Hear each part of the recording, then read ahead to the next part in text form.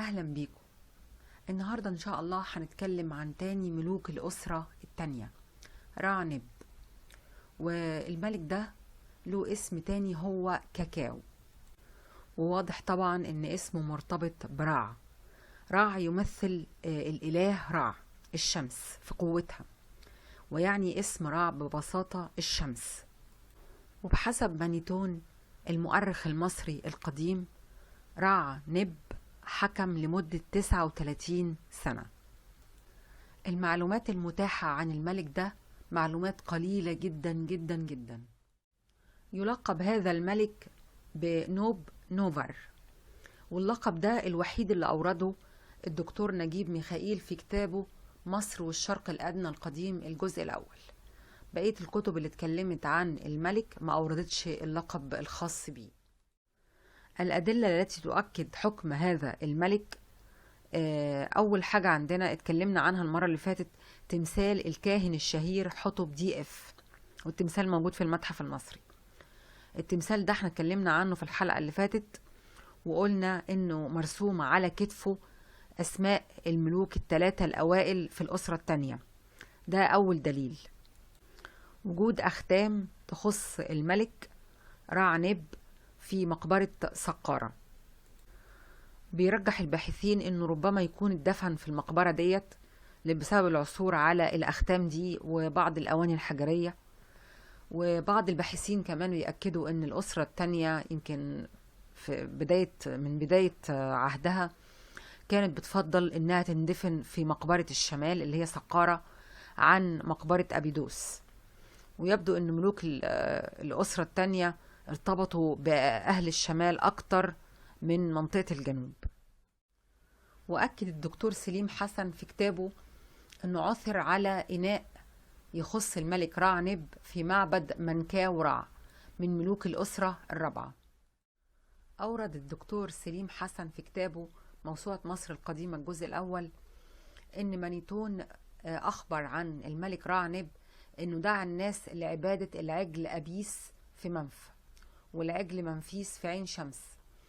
في كتاب ديانة قدماء المصريين للأستاذ أستيندورف الألماني تعريب الدكتور سليم حسن، أورد المؤلف أن قدماء المصريين من أقدم عصورهم خصصوا جبانات لدفن الحيوانات المقدسة التي كانت تحفظ في المعابد، زي العجل أبيس والعجل منفيس وكبش منديس. يعني العجل أبيس مثلا كان يحنط كالإنسان بالضبط، وتشيع جنازته باحتفال عظيم. وكانت عجول أبيس تدفن في مدافن خاصة في العصور الأولى.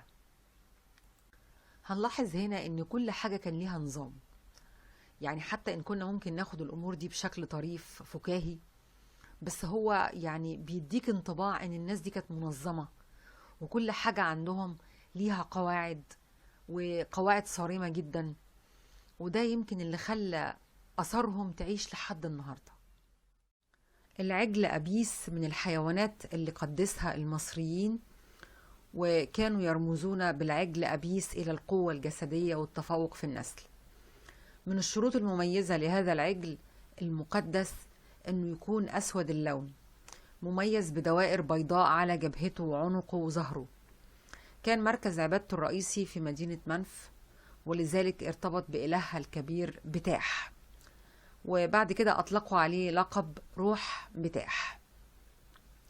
ارتبط أيضا بأوزوريس رب الدنيا الثانية وملك الموتى، واستحق بذلك أن يندمج بين آلهة الموتى. من الشيء الطريف والغريب أن الحزن كان بيعم مصر بأسرها عند موت هذا العجل المقدس، كما كان يعمها الفرح عندما يعثر الكهنة على بديل حي له. منفيس معبود في هيئة الثور، تم تقديسه في هليوبلس وعرف باسم ثور هليوبلس، وكان من آلهة الإخصاب، واعتبر الصورة الحية للإله رع، فكان يحمل بين قرنيه قرص الشمس. للأسف المعلومات المتاحة عن الملك رعنب معلومات ضئيلة جدا جدا. الدكتور سمير أديب في موسوعة الحضارة المصرية القديمة، وده شيء يلفت النظر جدا، ما أوردش أي شيء عنه.